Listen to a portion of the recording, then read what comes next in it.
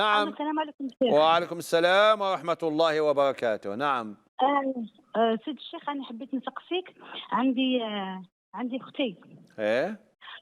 وعندي أختي الأخرى في زوج كانوا في زوج متزوجين وعايشين معنا في الدار. إيه. نعم.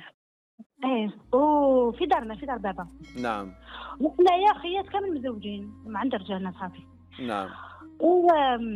ووحدة فيهم توفات الله يرحمها في الكوفيد، كانت بكر الله يرحمها ويوسع عليه، فهي شهيدة إن شاء الله. إن شاء الله يا ربي. وخلت 4 أطفال. واحدة من هذوك الزوج اللي ساكنين عند باباك.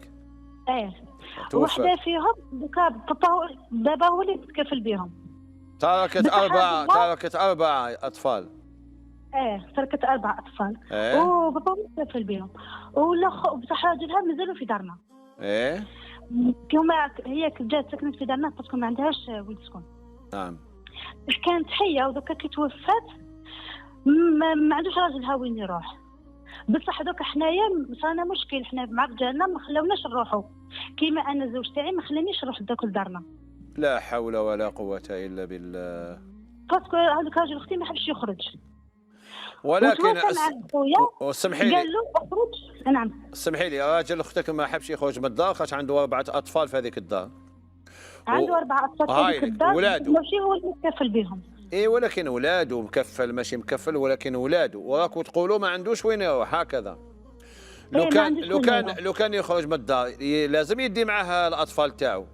لا قالوا لا تخرج، خلي لي الأطفال تاعك. ما يستطاعش، هذا أب ما يستطاعش يكون بعيد عن أطفاله. هذا يعني أنا برك حاب نفهمك حاجة، باللي الأزواج نتاعكم انتم تقدروا تزوروا باباكم بلا ما يكون هو حاضر معاكم، يعني لازم هو يكون قاعد معاكم في الدار هذه.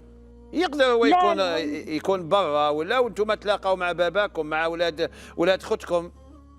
بصح ما قال لك ما عنده حتى صفه لا هو قاعد تمايا.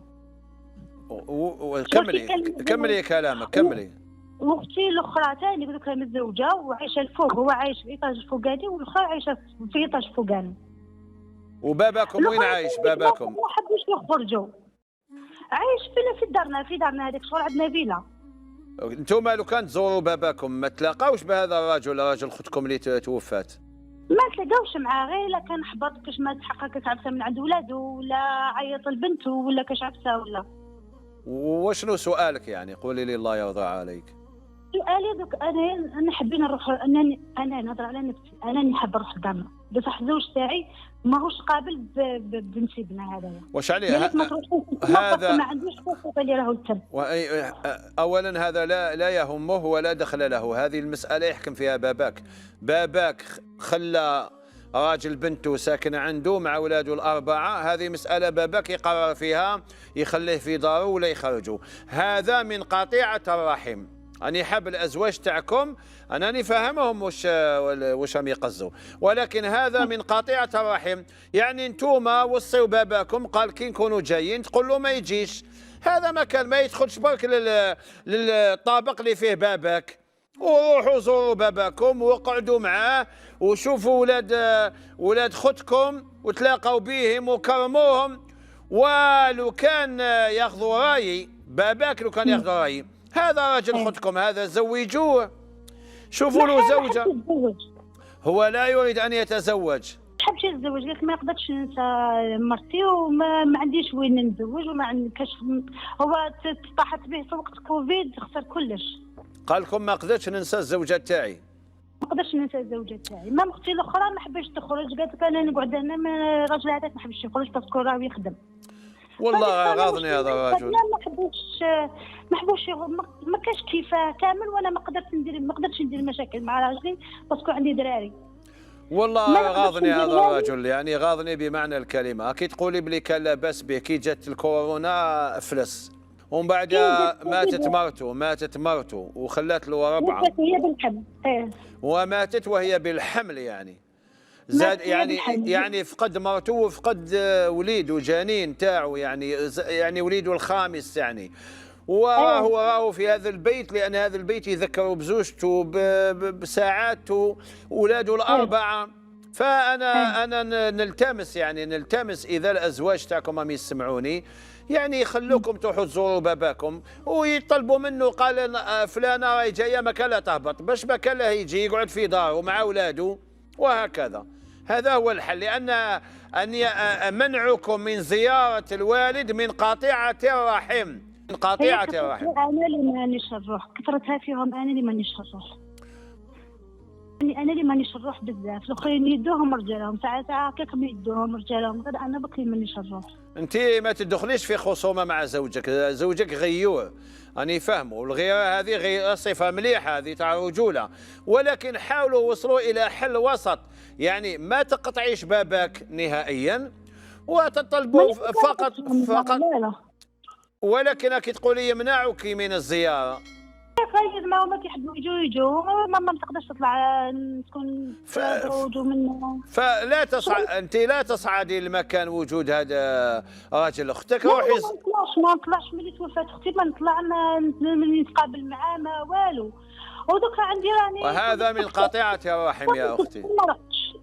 الله يكون معك، هذا من قاطعة الرحم. اقنعي زوجك اذا كان يسمعنا ان لا يمنعك من زيارة والدك ورؤية أبناء الأخت نتاعك، راهم يعني إن صح التعبير في حكم اليتيم، وإن كان لا هو ما قالش على ولاد أختي، صح ما قالش، هو قال لك راجل أختك ما عنده حتى صفة اللي تكون تمايا، مو يخرج مثل، وحرام كراهو ساكن تمايا وتسقسي أي شيخ يقول لك حرام يقعد لا لا لا لا، ما هوش حرام يا أختي، هذا يحلل ويحرم كما يشاء، وش حرام، هذا القضية راهي في يد باباك. إذا الوالد نتاعك تركه يسكن، السكن تاع الوالد نتاعك كي تقولي ما يقدرش راجل بنته يولي هو يتحكم في الحلال وفي الحرام.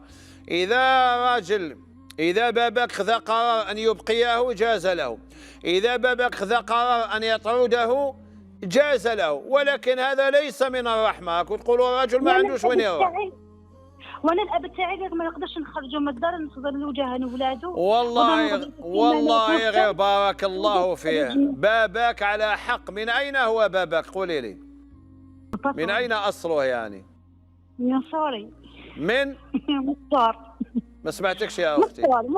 مصار. بارك الله فيه وجزاه الله خيرا، وهذا دليل بلي باباك عنده حنانه في قلبه وعنده رحمه في قلبه. كان يلقى اي واحد في الكوفيد في الكورونا وجاب الناس ما كانش وين يروحوا، جابهم قعدهم في دارنا. الله يرضى عليك يا الحاج.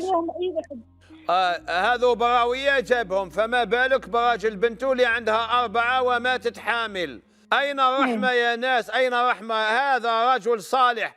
الحاج راني راضي عليك، بارك الله فيك، هذا هو التصرف الصحيح، هذا هو التصرف الصحيح، يعني ألا يطرده، خليه راهو مع أولاده ال4 ويشوفهم.